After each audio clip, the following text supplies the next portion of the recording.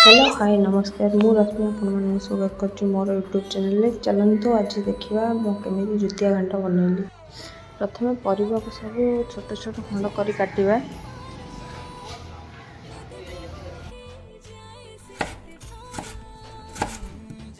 काटिकी रखिथिबा परिवा गुड़िक भल भाव पानी रे धोईदेबा।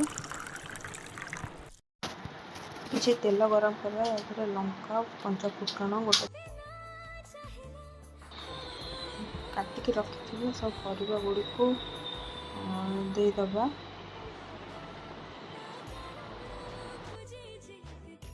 परिवा को लुण हलदी पकई भल भाव गोलैली ताको किछि समय घोड़े छाड़देव।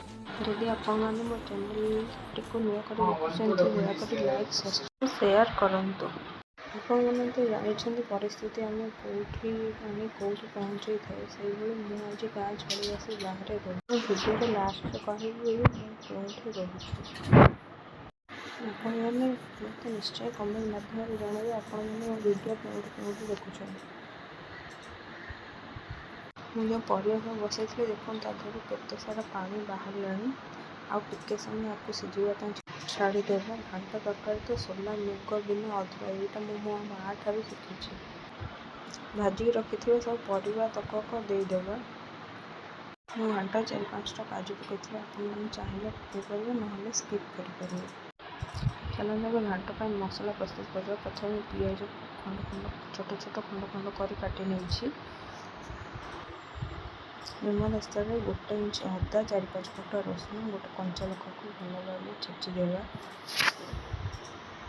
कारण छेचा मसला द्वारा तरकारी स्वाद बेस भल लगे। एवं कड़े टिके तेल गरम कर किसी गोटा मसला जीरा देदेवा। जीरा फुटिला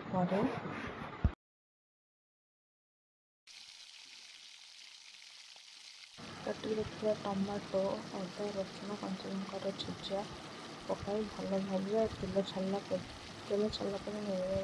किसी लंका गुंड गरम मसला धनिया पाउडर चिकन मसला दे भल भाव कषा।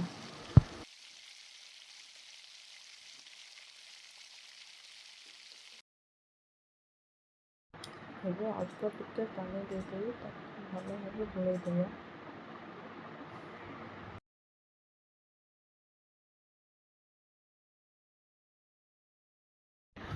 ଏବେ ମସଲାରେ ସବୁତକ ପରିବାକୁ ପକାଇ ଭଲ ଭାବେ ଗୋଳେଇଦେବା। ଗୋଳେଇ କିଛି ସମୟ ଘୋଡ଼େଇକି ଛାଡ଼ିଦେବା। ଏବେ ଆମ ଘାଣ୍ଟ ପୁରାପୁରି ରେଡ଼ି।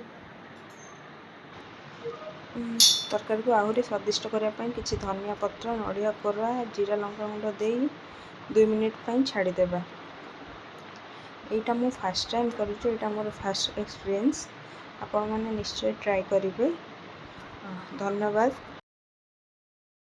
मोर घांट तरकारी रेसिपी आपण केमी लगे मत निश्चय कमेंट माध्यम जनइबे।